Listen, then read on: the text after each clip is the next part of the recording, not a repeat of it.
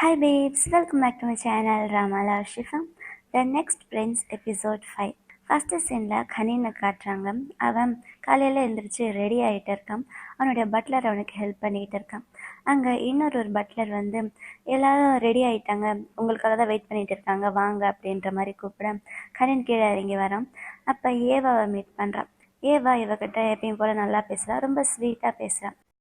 அதே மாதிரி இவனும் அவகிட்ட ரொம்ப ஸ்வீட்டாக பேசிக்கிட்டு இருக்கான். அப்போ ரமேல் அங்கே வரான். ரமேல் கனியில் ரொம்ப திமிர் பிடிச்ச மாதிரி பேசுகிறான்.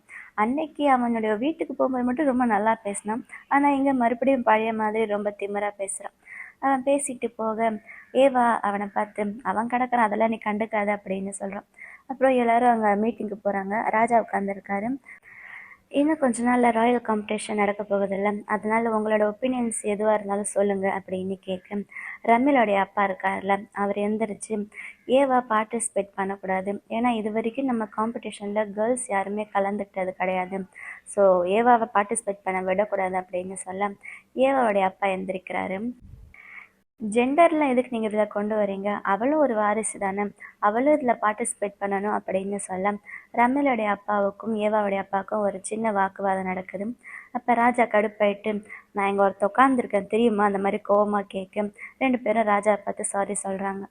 அப்போ இன்னொருத்தர் இருக்கார்ல, 4 பேரில் ஒருத்தருக்கு மட்டும் குழந்தைங்க கிடையாதுல்ல, அவர் எந்திரிச்சு சொல்கிறாரு நம்மளோட காம்படிஷனில் ஃபென்சிங் தான் இம்பார்ட்டண்ட், ஆனால் இந்த வருஷம் நம்ம வெறும் ஃபென்சிங்கை மட்டும் வச்சுக்காம இன்னும் கூட சில ஸ்கில்ஸையும் காம்படிட் பண்ணால் நல்லாயிருக்கும் அப்படின்னு சொல்ல ஸ்டார்டிங்கில் அதுக்கு வேணான்ற மாதிரி சொல்கிறாங்க.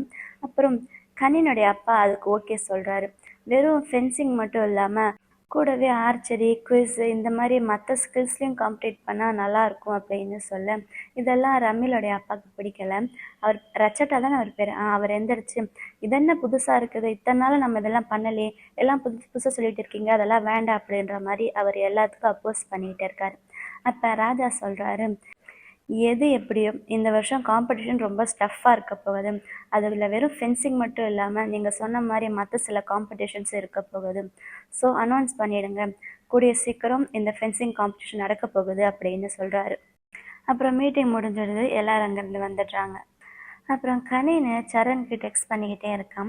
சரண் பார்க்குறான், ஆனால் அதை அப்படியே ரிப்ளை பண்ணாமலே விட்டுடுறான். அப்போ சரண் வந்து அவனோட யூனிவர்சிட்டிக்கு வந்திருக்கான். அவனை பார்த்து எல்லாரும் அவனுக்கு விஷ் பண்ணுறாங்க, ஏன்னா அவன் ப்ரொஃபஸர் இல்லை. விஷ் பண்ணுறதோடு நிறுத்தாமல் ஐயோ இவர் எவ்வளோ ஹேண்ட்ஸமாக இருக்கார்ல அப்படின்னு பேசிக்கிட்டு இருக்காங்க. அதே யூனிவர்சிட்டியில் தான் ஜேவும் படிச்சுக்கிட்டு இருக்கான். இவன் பேர் தான் ஜேயும் அவனோட ஃப்ரெண்டும் நடந்து வந்துக்கிட்டு இருக்காங்க. அப்போ திடீர்னு ஜேக்கு நோஸ் ப்ளீட் ஆகுது. டேய் உனக்கு நோஸ் ப்ளீட் ஆகுதுடா, ஒரு நிமிஷம் நீ இங்கேயே உட்காரு, நான் போய் கர்ச்சீஃப் கொண்டு வரேன் அப்படின்னு ஜே அங்கேயே உட்கார வச்சுட்டு அவனோட ஃப்ரெண்டு போகிறான். கொஞ்ச நேரத்தில் யாரோ அவனுக்கு கர்ச்சீஃப் கொடுக்குறாங்க. ஜே அவனோட ஃப்ரெண்டு தான் அப்படின்னு அந்த கர்ச்சீஃப் வாங்கிட்டு என்னடா இவ்வளோ சீக்கிரம் வந்துட்டேன் அப்படின்னு சொல்லிட்டு நிமிந்து பார்க்குறான். பார்த்தா அங்கே நிற்கிறது கேல்வின். அதான் வேற ஒரு நாட்டிலேருந்து வந்து எங்கள் யூனிவர்சிட்டியில் படிக்க போகிறதா சொன்னாங்கல்ல, அந்த பிரின்ஸ் தான் இவன். அவன் பிரின்ஸுன்ற விஷயம் ஜேக்கும் தெரியும் போல். ஓ நீங்களா, நான் பார்க்கல உங்களை அப்படின்னு சொல்ல உனக்கு ஒன்றும் இல்லையே, இல்லை ஹாஸ்பிட்டலுக்கு போகலாமா அப்படின்னு அவன் கேட்குறான். இல்லை அதெல்லாம் ஒன்றும் இல்லை, நான் நல்லா இருக்கேன் அப்படின்னு சொல்ல உடனே அவன் கேல்வின் அங்கேருந்து போயிடுறான். இருங்க ஒரு நிமிஷம் அவன் கர்ச்சீஃப் அப்படின்னு ஜே கொடுக்க போகிறான். அது வரைக்கும் கூட அங்கே வெயிட் பண்ணல, கிளம்பிடுறான்.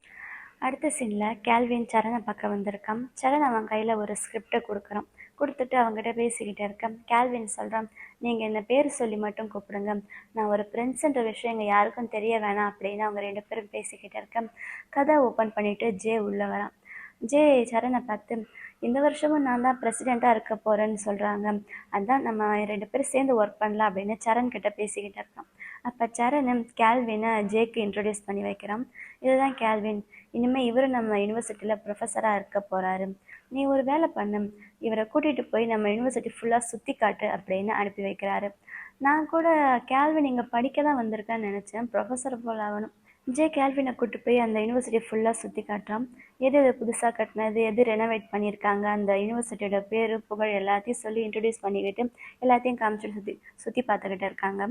அப்போ ஜே சொல்கிறான், நீங்கள் எனக்கு கர்ச்சீஃப் கொடுத்து ஹெல்ப் பண்ணீங்கள்ல, அந்த கர்ச்சீஃபை நான் க்ளீன் பண்ணி உங்களுக்கு ரிட்டர்ன் கொடுத்துட்றேன் அப்படின்னு சொல்ல இல்லை அதெல்லாம் ஒன்றும் அவசியம் இல்லை, அதை நீயே வச்சுக்கோ அப்படின்னு கேல்வின் சொல்கிறான். இல்லை இருந்தாலும் அதை பார்க்குறதுக்கு ரொம்ப எக்ஸ்பென்சிவாக இருக்குது, அதை நான் வச்சுக்க முடியாது, அதை வாஷ் பண்ணி க்ளீன் பண்ணி நான் கண்டிப்பாக உங்களுக்கு ரிட்டர்ன் கொடுத்துட்றேன்னு சொல்கிறான். இங்கே அரண்மனையில் கனியனுடைய பட்லரு மறுபடியும் அவனுக்கு அந்த ஊரை பற்றி எம்எல்ஏ பற்றின அந்த ஹிஸ்ட்ரி எல்லாம் கற்றுக் கொடுத்துட்டு இருக்காரு. ஆனால் இவன் அதெல்லாம் காதில் வாங்கின மாதிரி இல்லை. இவன் எங்கேயோ பார்த்துட்டு ஏதோ அவனோட உலகத்தில் இருக்கான். அவன் மறுபடியும் அதெல்லாம் சொல்லி கொடுத்துட்டே இருக்கு. நான் எனக்கு ரொம்ப டயர்டாக இருக்குது, ரொம்ப போர் அடிக்காதீங்க அப்படின்ற மாதிரி சொல்ல, சரி விடுங்க, என்னையோட இன்னைக்கு கிளாஸை முடிச்சுக்கலாம் இதோட, நீங்கள் ஒன்று பண்ணுங்க அப்படின்னுட்டு அவங்ககிட்ட கோச்சஸ் நிறைய பேரோட ப்ரொஃபைல்ஸை காட்டுறான். இதுலேருந்து ஒரு கோச்சை செலக்ட் பண்ணுங்கள் உங்களுடைய ஃபென்சிங்காக அப்படின்னு சொல்ல, நான் தான் டயர்டாக இருக்குன்னு சொன்னல, நான் எதுவும் இப்போ சூஸ் பண்ண மாட்டேன் போ அப்படின்னு சொல்கிறான். நீங்கள் சூஸ் பண்ணி தான் ஆகணும் அப்படின்னு இவன் சொல்ல, சரி நீ ஃபஸ்ட்டு சரண் எங்கே இருக்கான்னு சொல்லு அப்படின்னு கேட்குறான். அவர் எங்கே இருக்கான்னு எனக்கு தெரியாது அப்படின்னு பட்லர் சொல்ல, அப்படின்னா நானும் சூஸ் பண்ண மாட்டேன் போ, நீ உன் வேலையை பாரு அப்படின்னு சொல்ல, இல்லை சார் நீங்கள் கண்டிப்பாக சூஸ் பண்ணியே தான் ஆகணும், ப்ளீஸ் நீங்கள் ஏதாவது ஒரு கோச் சூஸ் பண்ணுங்க இதிலேருந்து அப்படின்னு கேட்க, அவன் சூஸ் பண்ணவே மாட்டான். எனக்கு நீ ஃபஸ்ட்டு சரண் எங்கே இருக்கான்னு சொல்லு, அப்புறம் நான் இதெல்லாம் பண்ணுறேன் அப்படின்னு சொல்ல, எனக்கு நிஜமாவே அவர் எங்கே இருக்கான்னு தெரியல அப்படின்னு அவன் போய் சொல்கிறான். சரி இப்போ நானே போய் தேடி கண்டுபிடிச்சிக்கிறேன் அப்படின்னு கனின்னு சொல்ல, ஐயோ நான் அந்த மாதிரி உங்களை விட முடியாது, அப்படி நீங்கள் ஏதாச்சும் பண்ணீங்கன்னா என்னை பிடிச்சி ரூமில் அடைச்சி வச்சிருவாங்க, ப்ளீஸ் நான் சொல்கிறத கேளுங்க, அப்படிலாம் பண்ணாதீங்க, ஃபஸ்ட்டு இதுலேருந்து ஒரு கோச்சை செலக்ட் பண்ணுங்க அப்படின்னு சொல்ல, அதெல்லாம் எனக்கு தெரியாது, நானே போய் சரணை தேடிக்கிறேன் அப்படின்னு கனின்னு சொல்ல, சரி ப்ளீஸ் போகாதீங்க அப்படின்னு சொல்லி பட்லர் ரொம்ப கஷ்டப்படுறான் அவனை தடுக்கிறதுக்கு. அவன் அங்கேயும் இங்கேயும் ஆடிக்கிட்டு இருக்கான், ஒரு இடத்துல இருக்கவே மாட்டான். அப்புறம் கடைசியில் பட்லரால் இதுக்கு மேலே முடியலை, சரி நீங்கள் ஃபஸ்ட்டு சூஸ் பண்ணுங்கள், அதுக்கப்புறம் நான் கூட்டிகிட்டு போகிறேன் அப்படின்னு அவனை ஒத்துக்கிறான். இவனும் ஒரு கோச்சை சூஸ் பண்ணிடுறான். ஓகேவா கிளம்பலாமா அப்படின்ட்டு ட்ரெஸ் மாற்றுறதுக்கு ஓடி போகிறான். அதே யூனிவர்சிட்டியில் தான் பேட்டாயும் படிச்சுட்டு இருக்கான் போல். சரண் அவனுக்கு பெயிண்டிங் கற்றுக் கொடுத்துட்டு இருக்கான். ஆனால் அவனால் சரியாக கான்சன்ட்ரேட் பண்ண முடியல. சரண் பக்கத்தில் வந்து, என்னாச்சு நீ சரியாகவே பண்ண மாட்டியே, உன்னோட ஃபீலிங்ஸோடு நீ ட்ரை பண்ணு, உன் மனசில் என்ன ஃபீலிங்ஸ் இருக்கோ அதை அப்படியே நீ ட்ரா பண்ணுறதுக்கு ட்ரை பண்ணு அப்படின்னுட்டு. ஆனால் கொஞ்ச நாளாக நான் உன்னை பார்த்துக்கிட்டு தான் இருக்கேன், உன்னை பார்க்குறதுக்கு ஒரு மாதிரி இருக்கேன், உன்னோட ஃபீலிங்ஸ் இப்போ சரியில்லை போலையே அப்படின்ற மாதிரி கேட்க அவன் எதுவும் பதில் சொல்ல மாட்டான். அப்போ அங்கே இன்னொரு பெயிண்டிங் இருக்குது, அதை சரண் ட்ரா பண்ண பெயிண்டிங் போல். அதை காட்டி நீங்கள் இதை இன்னும் கம்ப்ளீட் பண்ணலையா அப்படின்னு பேட்டாய் கேட்குறான். பண்ணணும் தான், ஆனால் எனக்கு டைமே கிடைக்க மாட்டேங்குது, இனிமேல் பண்ணணும் அப்படின்னு சொல்கிறான். அப்போ பேட்டாய் சொல்கிறான் அந்த கார்டனை பார்த்துக்கிட்டே, இந்த கார்டனை பார்க்கும்போதே தெரியுது இல்லை மனுஷங்க எவ்வளோ பேராசையோடு இருக்காங்கல்ல அப்படின்னு கேட்க, என்ன பண்ணுறது, நம்ம எல்லாருமே மனுஷன் தானே, எல்லாருமே ஏதாவது ஒரு விஷயத்துக்கு ஆசைப்படுவோம், அது நமக்கு கிடைக்காது, அது நமக்கு கிடைக்கிறதுக்கு சான்ஸே இல்லைன்னு தெரிஞ்சும் நம்ம அந்த விஷயத்துக்கு தான் ஆசைப்படுறோம், என்ன பண்ணுறது, நம்மெல்லாம் சாதாரண மனுஷங்க தானே அப்படின்னு சொல்ல பேட்டாய்க்கு ஒரு விஷயம் ஞாபகம் வருது. அவனும் ரம்மிலும் தனியாக ஸ்பெண்ட் பண்ண டைம் அவனுக்கு ஞாபகம் வருது. அப்போ ரமில் பக்கத்தில் வந்து பேட்டாய் சொல்கிறான், நீங்கள் எனக்கு ரொம்ப முக்கியம், எவ்வளோ முக்கியம்னு என்னால் சொல்ல முடியாது, அந்த அளவுக்கு நீங்கள் என் லைஃப்பில் இம்பார்ட்டன்ட் அப்படின்னு சொல்ல ரமில் பக்கத்தில் தான் அவனை கிஸ் பண்ணுறான். ரமில் என்ன தான் தனியாக பார்க்கும்போது, சாரி தனியாக இல்லை மற்றவங்க கூட பார்க்கும்போது அவன் மேலே லைட்டாக கடுப்பானாலும், இவங்க ரெண்டு பேரும் ஒன்றா வச்சு பார்க்கும்போது இவங்க கெமிஸ்ட்ரி ரொம்பவே நல்லா இருக்குது. சரணை பார்க்கணுன்னு ஒரு பையன் சொல்லிக்கிட்டு இருந்தால, அவன் சரணை பார்க்கறதுக்கு யூனிவர்சிட்டிக்கே வந்துடுறான். ஜன்னல் வழியாக மெதுவாக அவனை எட்டி எட்டி பார்த்துட்டு இருக்கான். அவனுக்கு சரியாக தெரிய மாட்டான் போல சரணு. அதனால் கொஞ்சம் நகர்ந்து நகர்ந்து வர கடைசி இந்த கதவு ஓப்பன் ஆகிடுது, பெரிய சத்தமும் வந்துடுது. ஸோ சரண் நோட்டீஸ் பண்ணிடுறான். உடனே கனியன் அங்கே நிற்காம அங்கேருந்து ஓடி போயிடுறான். யார் அங்கே அப்படின்னு கூப்பிட்டுக்கிட்டே சரண் வெளியில் வரான். அப்படின்னு சவுண்டு கொடுக்க கனியனை சரணை பார்த்துட்டு, நான் இந்த பக்கமாக போய்கிட்டு இருந்தேன் அவ்வளோதான், வேற எதுவும் கிடையாது அப்படின்ற மாதிரி நடிக்கிறான். அதுக்கு சரண் எதுவும் சொல்லாமல் இருக்கான். கனின்னு அவனுடைய பட்லருக்கு கண்ணை காட்டுறான், நீயே சொல்லு அப்படின்ற மாதிரி சொல்ல, நான் இவர் வந்து ரெஸ்ட் ரூம் தேடிட்டு வந்தார், அதான் வேற ஒன்றும் கிடையாது அப்படின்னு என்னென்னமோ சொல்லி சமாளிச்சுட்டு இருக்காங்க. சரி வாங்க நம்ம கிளம்பலாம் அப்படின்னு பட்லரும் கனின் அங்கேருந்து போகிறாங்க. அப்போ பேட்டாயி சரண் கிட்ட கேட்குறான், ரொம்ப வியர்டாக இருக்குல்ல, யுவர் ஹைனஸ் எப்படி இங்கே வந்தார், அவர் இந்த நேரத்தில் அரண்மனையில் தானே இருக்கணும் அப்படின்னு கேட்க, சரி நான் அடுத்த வாரம் நான் வெயிட் பண்ணுறேன் அப்படின்னுட்டு பேட்டாய் கிட்ட சொல்லிட்டு சரண் அங்கேருந்து வரான். அடுத்த சீனில் சரண் கனின்னு பட்லர் 3 பேர் தனியாக ரூமில் உட்காந்துருக்காங்க.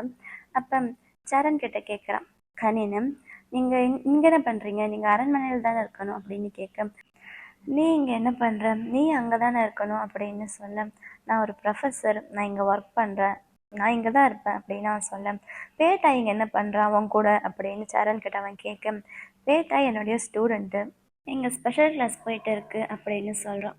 ஆனால் நீ நீ என்னை பார்த்துக்கிறது தானே உன்னோடைய வேலை, நீ எப்போ என் கூட தானே இருக்கணும், நான் உனக்கு ஆர்டர் கொடுக்குறேன், இனிமேல் டெய்லி நீ என் கூட என்னை பார்த்துக்கிட்டு என் கூடயே இருக்கணும் அப்படின்னு சொல்ல, அப்போ கதவை நாக் பண்ணாமலே ஜேவும் கேல்வினும் உள்ளே வந்துடுறாங்க.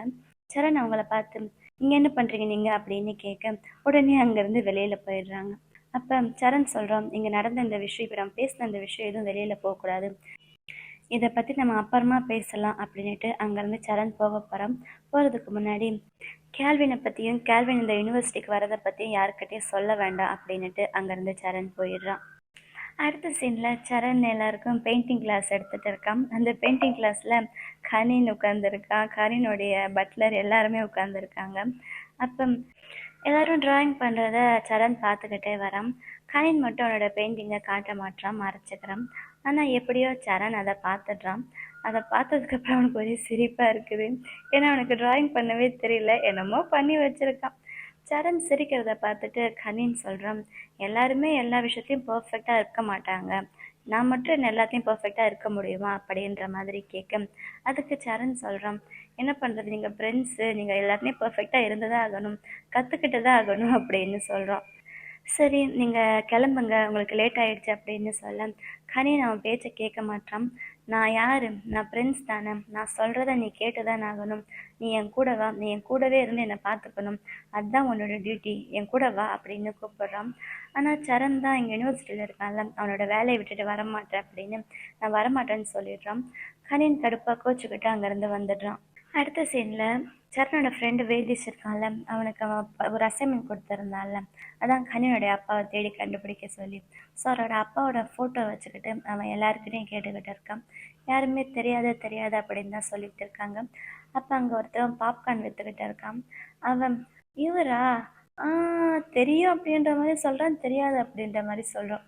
சரியாக சொல்லுங்கள், நீங்கள் எங்களை பார்த்துருக்கீங்களா அப்படின்னு வேதிஷ் கேட்க, அது நான் பார்த்துருக்கேனா இல்லையான்னு சொல்கிறதுக்கு அப்படின்ட்டு கையை காட்டுறான். அதாவது அவனுக்கு மணி வேணும் அப்படின்ற மாதிரி சொல்ல, வேதிஸ் அவனுக்கு மணி கொடுத்தானா என்னன்னு தெரில. உடனே அவன் அவனுடைய ஃப்ரெண்டு சரணுக்கு டெக்ஸ்ட் பண்ணுறான், எனக்கு அவர் எங்கே இருக்காருன்ற விஷயம் தெரிஞ்சு போச்சுன்னு. சரண் அவனோட வீட்டில் இருக்கான் போல். அவன் ஒரு ஆப்பிளில் பெயிண்ட் பண்ணிக்கிட்டு இருக்கான், ட்ரா பண்ணிக்கிட்டு இருக்கான். அப்போ அவனுக்கு கனினோட ஞாபகம் வந்துச்சு. ஒருவேளை கனின் ட்ரா பண்ண அந்த ஆப்பிள் ஞாபகம் வந்துச்சு என்னன்னு தெரியல. அவனுக்கு உடனே ஸ்மைல் வருது. ஆனால் அதே நேரத்தில் அவனுக்குள்ளே ஏதோ ஒரு புது ஃபீலிங் வருதுன்னு நினைக்கிறேன். அவனோட ஃபீலிங்ஸ், அவனோட ரியாக்ஷன் பார்த்தா அப்படி தான் இருக்குது. அப்புறம் அடுத்த நாள் மறுபடியும் சரண பேட்டாய்க்கு பெயிண்டிங் கற்றுக் கொடுத்துட்டு இருக்கான். அவன் பக்கத்தில் வந்து கொஞ்சம் க்ளோஸாக சொல்லி கொடுத்துருக்கான். பேட்டாய்க்கு சரியாக வரமாட்டேங்குது போல், அதனால் சரண் கொஞ்சம் க்ளோஸாக நின்றுக்கிட்டு இருக்கான். அப்போ அந்த நேரத்தில் அங்கேருந்து கரெக்டாக பார்த்து ரமேல் வந்துடுறான். ரமேல் இவங்க 2 பேரும் க்ளோஸாக இருக்கிறத பார்த்ததுமே செம்ம கடுப்பாயிடுறான். ரமேலை பார்த்ததுமே சரண் நகுந்து நிற்கிறான்.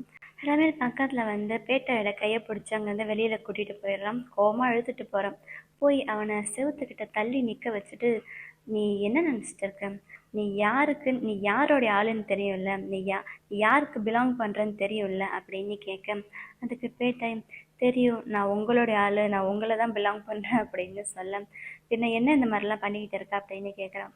ஒன்றும் இல்லை, அவர் எனக்கு பெயிண்டிங் தான் கற்றுக் கொடுத்துருந்தாரு அப்படின்னு அவன் சொல்ல, உனக்கு சரணை பற்றி தெரியாதா, அவன் நம்மளுடைய எதிரி, நம்மளுடைய ஆப்போசிட் கிளான், அவன் கூட போய் நீ இவ்வளோ க்ளோஸாக பழகிட்டு இருக்க அப்படின்னு இவன் திட்டம். இல்லை, அவர் எனக்கு பெயிண்டிங் தான் கற்றுக் கொடுத்துருந்தாரு அப்படின்னு சொல்கிறான். இனிமேல் நீ இதெல்லாம் பண்ணக்கூடாது அப்படின்னுட்டு அவன் பக்கத்தில் வரான் கிஸ் பண்ணுற மாதிரி. ஆனால் ரமேல் கிஸ் பண்ணாமல் போயிடுறான். அடுத்த சீனில் ரமேலும் பேட்டாயும் ஒன்றா காரில் உட்காந்துருக்காங்க. அப்போ பேட்டாய் அவன் கழுத்தில் ஒரு செயின் மாதிரி கட்டிட்டு அந்த செயினை ரமேலோட கையில் கொடுக்குறான். நான் தப்பு பண்ணிட்டேன், என்னோட மிஸ்டேக் தான் இது, நீங்கள் அதுக்கு பனிஷ்மெண்ட் கொடுங்க அப்படின்னு சொல்ல, அந்த செயினை ரமேல் கையில் வச்சுருக்கான்ல, அந்த செயினை பிடிச்சி பேட்டாயை பக்கத்தில் எடுத்து அவனை கிஸ் பண்ணுறான். பார்க்குறது கிஸ்ஸின் நல்லா தான் இருக்குது, ஆனால் இது ஹெல்த்தியான்னு கேட்டால் ஹெல்த்தி இல்லை தான். என்னமோ போங்க, பார்க்குறதுக்கு சீன் நல்லா இருக்கு, ஒரு செம்மையான ஹாட்டான கிஸ் சீனு. பரவாயில்ல, இன்னும் சரணுக்கு கனினுக்கு ஸ்டார்ட் ஆகலைல்ல, அந்த கேப்பை இவங்க ஃபில் பண்ணுறாங்க போல். அடுத்த சீனில் ரமேல் அவனுடைய வீட்டுக்கு வரான். அப்போ அவங்க அப்பா அங்கே தான் வேலை பார்த்துக்கிட்டு இருக்காரு. ரமேலை பார்த்ததுமே, இன்னும் கொஞ்ச நாளில் காம்படிஷன் வரப்போகுது, அதுக்காக நீ ரொம்ப நல்லா உழைக்க வேண்டி வரும், ஆனால் இப்போ நீ கொஞ்ச நாளில் என்ன பண்ணிக்கிட்டு இருக்க உனக்கே தெரியும்ல, கொஞ்சம் கூட உன்னோட எஃபர்ட்டே போட மாட்டேன், கொஞ்சம் கூட இதுவும் ப்ராக்டிஸே பண்ண மாட்டேன், இந்தா உனக்காக நான் கொஞ்சம் கோச் செலக்ட் பண்ணியிருக்கேன், இதிலேருந்து உனக்கு எந்த கோச் வேணும்னு சொல்லி நீயே செலக்ட் பண்ணிக்கோ அப்படின்னு ஃபென்சிங் காம்படிஷனுக்காக கோச் செலக்ட் பண்ண சொல்கிறாரு. அவன் சரிப்பா, நான் நல்லா ஒர்க் பண்ணுறேன் அப்படின்னு சொல்ல, நீ நல்லபடியாக இந்த மேட்ச்சில் வின் பண்ணி தான் ஆகணும், அப்படி நீ வின் பண்ணலை யாருக்கு பனிஷ்மெண்ட் கிடைக்கும் உனக்கு தெரியும்ல அப்படின்னு கேட்க, அந்த டைம் ரமீலோட ஃபேஸ் ரியாக்ஷன் ரொம்பவே பார்க்க பாவமாக இருக்குது. ஏன்னா அவனுக்கு நல்லா தெரியும் அவள் ஏதாச்சும் தப்பானா பேட்டாய்க்கு தான் விழுன்னு. ஸோ சரிப்பா எனக்கு தெரியும் அப்படின்ட்டு அவன் போகிறான். அடுத்த நாள் கனியன் ஃபென்சிங் ப்ராக்டிஸ் பண்ணுறதுக்காக ப்ராக்டிஸ் பண்ணுற இடத்துக்கு வரான். அங்கே அவனுக்கு முன்னாடி ரமீல் இருக்கான். ரமீல் கனியனை பார்த்ததுமே, இதான் என்னோட ஃபென்சிங் கோச்சு, எங்கள் ஹாய் சொல்லு அப்படின்னு சொல்கிறான். அது யாருன்னு பார்த்தா கனின் அவனுக்காக செலக்ட் பண்ணால அதே கோச்சு தான். அதை பார்த்ததுமே அவனுக்கு கோவம் வருது. ஆனால் இருந்தாலும் அவன் எதுவும் சொல்ல மாட்டான். அப்பயும் அந்த ரமீல் சும்மா இல்லாமல் வேணும்னே கனினை டென்ஷன் படுத்துறதுக்கு என்னென்னமோ சொல்லிக்கிட்டு இருக்கான். நீ போய் அங்கே விளையாடு, நான் இங்கே ப்ராக்டிஸ் பண்ண போகிறேன் அப்படி இப்படின்னு சொல்லி ரொம்பவே அவனை கடுப்பேற்றிக்கிட்டு இருக்கேன். அப்பயும் அவன் எதுவும் சொல்ல மாட்டான். அங்கேருந்து கிளம்பி போகிறான். அப்போ கனியனுடைய பட்லர் இருக்கான்ல, அவன் கனியனை பார்த்து, கவலைப்படாதீங்க, நான் உங்களுக்காக ஒரு புது கோச்சை பார்க்குறேன் அப்படின்னு சொல்ல, இல்லை அதுக்கு தேவையில்லை, எனக்கு தெரிஞ்சு இன்னொரு ஒரு ஆள் இருக்காரு அப்படின்னுட்டு அவங்க 2 பேர் அங்கேருந்து நடந்து வராங்க. அப்போ சரணை பார்க்குறாங்க. சரணை பார்த்ததுமே, நீ வந்துட்டியா அப்படின்னு கேட்க, சரண் இவன் பார்த்துட்டு பக்கத்தில் வந்து அவனுக்கு போ பண்ணிட்டு, யுவர் ஹைனஸ் ஏதாச்சும் வேலை இருக்கா, நான் உங்களுக்கு ஏதாச்சும் ஹெல்ப் பண்ணணுமா அப்படின்னு கேட்குறான். அதுக்கு எதுவுமே சொல்லாமல் கனின் சும்மா அவனே பார்த்துக்கிட்டு இருக்க, எந்த வேலையும் இல்லைன்னா நான் கிளம்புறேன் அப்படின்னுட்டு அவன் அங்கேருந்து கிளம்பி போயிடுறான். அப்பயும் கனின் எந்த பதிலும் சொல்லாமல் சரணையே பார்த்துக்கிட்டு இருக்கான். சரண் ராஜா பார்க்க வந்திருக்கான். அவன் ஒரு கார்டன் பெயிண்டிங் பண்ணிட்டு இருந்தால அந்த பெயிண்டிங்கை ராஜாக்காக தான் பண்ணான் போல. அதை கொண்டு வந்து ராஜாவுக்கு கிஃப்டாக கொடுக்கும். ராஜாவுக்கு அது ரொம்பவே பிடிச்சி போயிடுது. ராஜாவுக்கு சும்மாவே பெயிண்டிங்ஸ் தான் ரொம்ப பிடிக்கும்ல, அதுவும் சரண் பண்ண பெயிண்டிங்கிறதால அவர் அந்த பெயிண்டிங்கை ஆஹா ஓஹோன்னு புகழ்ந்துக்கிட்டு இருக்காரு. ரொம்ப அழகாக இருக்குன்னு சொல்கிறாரு. அப்போ சரண் சொல்கிறான், இந்த பெயிண்டிங்கை எனக்கு இன்ஸ்பயர் பண்ணதே என்னுடைய அம்மா தான். எங்கள் அம்மாவுக்கு இந்த கார்டன்னா ரொம்ப பிடிக்கும் அப்படின்னு பேசிக்கிட்டு இருக்காங்க. அப்போ கனின் அங்கே வரான். கண்ணை பார்த்ததுமே, சரி நான் உங்களுக்கு பெயிண்டிங் கொடுக்கறதுக்காகத்தான் வந்தேன், நான் இங்கேருந்து கிளம்புறேன் அப்படின்ட்டு சரண் அங்கேருந்து போக போகிறான். ஆனால் கிங் அவனை இரு கொஞ்ச நேரம் அப்படின்ட்டு கனின் கிட்ட பேசுகிறான். கனினோட தாத்தா கிட்ட சொல்கிறான். ரொம்ப ஸ்வீட்டாக க்யூட்டாக அழகாக பேசுகிறான் தாத்தாவுக்கு ஐஸ் வைக்கிறதுக்காக. தாத்தா, நான் இந்த காம்படிஷன் நினச்சி எவ்வளோ சீரியஸாக இருக்குன்னு உங்களுக்கு தெரியும்ல, நான் எப்படியாச்சும் இந்த காம்படிஷனில் நல்லா ப்ராக்டிஸ் பண்ணிவிட்டு நல்லா பார்ட்டிசிபேட் பண்ணி வின் பண்ணணும்னு நினைக்கிறேன். ஆனால் அதுக்கு என்னை நல்லா புரிஞ்சுக்கிட்ட, இந்த நம்ம எம்எல்ஏ நல்லா தெரிஞ்சுக்கிட்ட, எல்லாமே தெரிஞ்ச ஒரு கோச்சாக எனக்கு வேணும், என்னை நல்லா ட்ரெயின் பண்ணணும் அப்படின்னு ரொம்ப கொஞ்சம் கொஞ்சம் பேசிக்கிட்டு இருக்கேன். தாத்தாவும் அதை பார்த்து இம்ப்ரெஸ் ஆகிடுறாரு. கண்டிப்பாக நான் உன்னை புரிஞ்சுக்கிற மாதிரி, உனக்கு நல்லா ட்ரெயின் பண்ணுற மாதிரி ஒரு கோச்சும் நான் கண்டிப்பாக உனக்காக செலக்ட் பண்ணி தரேன் அப்படின்னு தாத்தா சொல்ல, மறுபடியும் கனின்னு சொல்கிறான், என்ன தாத்தாவுக்கு புரியவே மாட்டேங்குது அப்படின்னு நினச்சான் போல. தாத்தா, என்னை நல்லா புரிஞ்சுக்கிற, என்னை ஏற்கனவே நல்லா தெரிஞ்ச ஒரு நல்ல கோச்சாக எனக்கு வேணும் தாத்தா, அந்த மாதிரி ஒரு கோச் எனக்கு நீங்கள் பார்க்கணும் தாத்தா அப்படின்னு சொல்ல, சரிப்பா நான் கண்டிப்பாக உனக்கு பார்க்குறேன் அப்படின்னு சொல்ல, என்னடா எதுவும் தாத்தாவுக்கு புரிய மாட்டேங்குதே அப்படின்ற மாதிரி அவனே வாயை திறந்து சொல்லிடுறான். எனக்கு சரண் தான் கோச்சாக வேணும், அவனுக்கு தான் என்னை பற்றி நல்லா தெரியும், அவனுக்கு ஃபென்சிங்கும் நல்லா தெரியும், நம்ம நாடை பற்றி நல்லா தெரியும், அவன் என்னை நல்லா ட்ரெயின் பண்ணுவான்னு நினைக்கிறேன், ப்ளீஸ் தாத்தா எனக்கு அவன் தான் கோச்சாக வேணும் அப்படின்னு சொல்ல, தாத்தா 2 பேரையும் பார்க்குறாரு. ஏன்னா ஆல்ரெடி தாத்தா வேணும்னு தானே அவங்க 2 பேரையும் கொஞ்சம் தள்ளி வச்சிருக்காரு. இருந்தாலும் கனின் இந்த அளவுக்கு கெஞ்சி கேட்கறதால தாத்தா ஏன்னா வேண்டாம் நான் சொல்லிடுவார். அடுத்த சீனில் கனின் ரொம்ப டென்ஷனாக இருக்கான் போல, அங்கேயும் இங்கேயும் நடந்துக்கிட்டு இருக்கான். அப்போ சரண் அங்கே வந்ததும், நீங்கள் எதுக்கு ராஜா கிட்ட அந்த மாதிரிலாம் சொன்னீங்க அப்படின்னு கேட்குறான். நான் என்ன சொன்னேன், நான் அவர் என்ன ஆசைப்பட்டாரோ அதை தான் நான் சொன்னேன். அவர் என்ன ஆசைப்படுறாரு, நான் இந்த காம்படிஷனில் வின் பண்ணணும். ஸோ இந்த காம்படிஷனில் நான் வின் பண்ணணும்னா எனக்கு எந்த மாதிரி கோச் வேணும் அதைத்தானே நான் சொன்னேன் அப்படின்னு கனின்னு சொல்கிறான். அதுக்கு, இல்லை இதெல்லாம் சரிப்பட்டு வராது, நீங்கள் அப்படியெல்லாம் அப்படி சொல்லியிருக்கக்கூடாது அப்படின்ற மாதிரி சரண் சொல்ல, நீ ஏன் இப்படி பண்ணுற, நீ என்னை பார்த்துக்கிறது தானே உன்னோடைய வேலை, என் கூட இருக்கவே மாட்டேன்னு சொல்கிறேன், என்னதான் பிரச்சனை உனக்கு, உனக்கு என்னை பிடிக்கலையா, என் கூட இருக்க பிடிக்கலையா, என் முகத்தை பாரு, என்னை பார்த்தா உனக்கு பாவமாக இல்லையா, கொஞ்சம் கூட சிம்பத்தி வரலையா அப்படின்னு கேட்க, சரண் அவனோட ஐ கான்டாக்டை அவாய்ட் பண்ண ட்ரை பண்ணுறான். ஆனால் கனின் விடுற மாதிரி இல்லை. என்னை பாரு, என் கண்ணை பாரு அப்படின்னுட்டு பக்கத்தில் போய் சரணோட கையை பிடிக்கிறான். சரணை, நீங்கள் இந்த மாதிரிலாம் பண்ணக்கூடாது அப்படின்னு சொல்ல, கனின் அதெல்லாம் கேட்குற மாதிரி இல்லை. என் கண்ணை பாரு, ஏன் நீ எதுக்கு என் கோச்சாக இருக்க மாட்டே சொல்லு அப்படின்னுட்டு 2 கையும் பிடிச்சிக்கிறான்.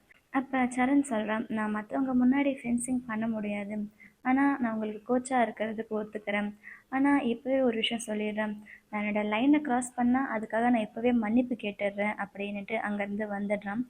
அடுத்த சீனில் சரண் அவனோட வீட்டில் இருக்கான். பையன் தனியாக உட்காந்து என்னமோ நினச்சி சிரிச்சுக்கிட்டு இருக்கான். அவன் என்ன நினைக்கிறான், யாரை பற்றி நினைக்கிறான்னு நம்மளே ஈஸியாக கெஸ் பண்ணிடலாம். அப்போ அவனை பார்த்துக்கிற கேர்டேக்கர் அங்கே வராரு. இவனை பார்த்ததுமே அவருக்கு தெரிஞ்சு போயிடுது. என்ன இன்னைக்கு நீங்கள் நல்ல மூடில் இருக்கீங்க போலையே அப்படின்னு சொல்ல, அதெல்லாம் ஒன்றும் கிடையாது, ஆனால் யூனிவர்சிட்டியில் சொல்லிடுங்க நான் கொஞ்ச நாளைக்கு அங்கே டீச் பண்ண வரமாட்டேன்னு அப்படின்னு சொல்ல, எத்தனை நாளைக்கு அப்படின்னு அவர் கேட்குறாரு. இந்த காம்படிஷன் முடிகிற வரைக்கும் நான் வரமாட்டேன்னு சொல்லிடுங்கன்னு சொல்கிறான். அடுத்த நாள் ஃபென்சிங் அவனை டீச் பண்ணுறதுக்காக சரண் போயிருக்கான். ஃபென்சிங் ஆரம்பிக்கிறதுக்கு முன்னாடி ஃபஸ்ட்டு அவனுக்கு வார்ம் அப்பாக நிறைய எக்ஸசைஸ் எல்லாம் பண்ண வைக்கிறான். அந்த எக்ஸசைஸு ரொம்ப கஷ்டமாக இருக்குது. கனினால் முடியலை. ஃபாஸ்டர் ஃபாஸ்டர் ஹார்டர் அப்படின்னு அவனை ரொம்ப கடுப்பேற்றிடுறான். கனினானால முடிஞ்ச அளவுக்கு பண்ணுறான். கடைசியில் கீழே விழுந்துடுறான். காலிலேருந்து சுருக்கிக்கிட்ட மாதிரி நடிக்கிறான். உடனே சரண் பட்லரை பார்த்து போய் டாக்டரை கூப்பிட்டுவா அப்படின்னு சொல்கிறான். கனின் அவனுக்கு கண்ணு காட்டுறான், இல்லை அதெல்லாம் வேண்டான்னு. இல்லை டாக்டர் இப்போ வேண்டாம் அப்படின்னு அந்த பட்லர் சமாளிக்க, இப்போ நீங்கள் போகிறீங்களா இல்லை நானே போகவா அப்படின்னு சரண் எழுந்திருக்கிறேன். இல்லையே அதெல்லாம் ஒன்றும் இல்லை, என் கால் சுழுக்கெல்லாம் பிடிக்கலையே அப்படின்னு அவங்க போய் சொன்னது தெரிஞ்சிடுது. அப்புறம் மறுபடியும் கொஞ்சம் நேரம் அவனை வார்ம் அப் பண்ணிவிட்டு அதுக்கப்புறம் அவங்க 2 பேரும் ஃபென்சிங் ஸ்டார்ட் பண்ணுறாங்க. கனினால் ஒரு டைம் கூட சரண் கிட்ட வின் பண்ண முடியல. அவன் அந்த அளவுக்கு நல்லா விளையாடுறான். கனின் கேட்குறான், ஐயோ நீ எந்த அளவுக்கு செம்மையாக பண்ணுற, இதனால ஒன்று வின் பண்ண முடியாது போல் அப்படின்னுட்டு மறுபடியும் அடுத்த ரவுண்டு 2 பேரும் விளையாடுறாங்க. அப்போ உண்மையாலுமே கனின் கீழே விழுந்து அவன் கால் சொல்லிக்கிடுது. இப்போ சரண் ரொம்பவே டென்ஷன் ஆகிடுறான். சீக்கிரமாக பட்லரை போய் சுடு தண்ணியும் டவலும் கொண்டு வர சொல்கிறான். கனினை எந்திரிக்க வைக்க பார்க்குறான். அவனால் எந்திரிக்க முடியல. ஸோ சரணே பக்கத்தில் வந்து அவனை மடியில் தூக்கிக்கிறான். இதோட இந்த எபிசோடு முடியுது. இந்த வீடியோ உங்கள் எல்லாருக்குமே பிடிச்சிருக்குன்னு நினைக்கிறேன். அப்படி பிடிச்சிருந்தா லைக் பண்ணுங்கள். அடுத்து நடக்க போகுதுன்னு தெரிஞ்சுக்க மறக்காம சேனலை சப்ஸ்கிரைப் பண்ணுங்கள்.